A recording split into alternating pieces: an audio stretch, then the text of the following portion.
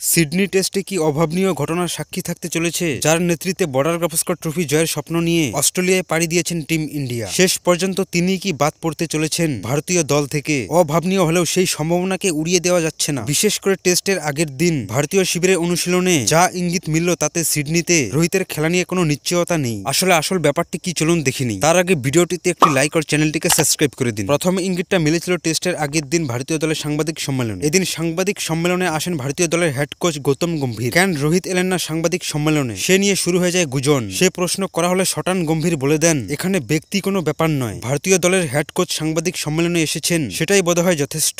সিডনিতে কি রোহিতের খেলা নিশ্চিত? সরাসরি সে প্রশ্নের উত্তর না দিয়ে ভারতীয় দলের হেড কোচ জানান, এখনো ভারত প্রথম একাদশ চূড়ান্ত করেনি, সেটা ম্যাচের দিন সকালেই জানানো হবে। গম্ভীরের কথায় প্রত্যেকেই জানে দলের জন্য আমাদের কি করতে হবে। যখন তুমি দেশের হয়ে খেলছো, নিজের সেরাটা দেওয়ার চেষ্টা করো। আমার মনে হয় একজন কোচ এবং ক্রিকেটারের মধ্যে কি কথা হলো, সেটা তাদের মধ্যেই থাকা উচিত। রোহিতের সঙ্গে সব ঠিকঠাকই চলছে, আমরা আগামীকাল প্রথম একাদশ ঘোষণা করব। অর্থাৎ শুক্রবার রোহিত যে খেলছেন সেটা নিশ্চিত করলেন না গম্ভীর। এ তো গেল কোচের কথা। অনুশীলনেও যা ইঙ্গিত মিলেছে, তাতেও ভারতীয় দলের অধিনায়কের না খেলার সম্ভাবনাই বেশি। এদিন অনুশীলনে দীর্ঘক্ষণ দাঁড়িয়েছিলেন ভারতের অধিনায়ক। মাঝে বুমরার সঙ্গে কথা বলতে দেখা যায় তাকে। গম্ভীরের সঙ্গেও কথা বলেছেন। স্লিপে কোচিং এর অনুশীলনই করেননি, এমনকি শুরুর দিকে ব্যাটিংও করেননি। পরের দিকে অবশ্য ব্যাট করতে দেখা যায় তাকে। শেষ পর্যন্ত রোহিত সিডনিতে খেলছেন কিনা সেটাই দেখার। আর শেষ পর্যন্ত রোহিত না খেললে তার জায়গায় দলে ফিরবেন শুভমান গিল। এদিন তাকে দীর্ঘক্ষণ অনুশীলন করতে দেখা গিয়েছে। এছাড়াও অনুশীলনে দীর্ঘক্ষণ ব্যাট করতেও দেখা গিয়েছে, সঙ্গে ধ্রুব জরেলকেও। আসলে মেলবোর্নে সেট হওয়ার পর আক্রমণাত্মক শট খেলতে গিয়ে আউট হয় ঋষভ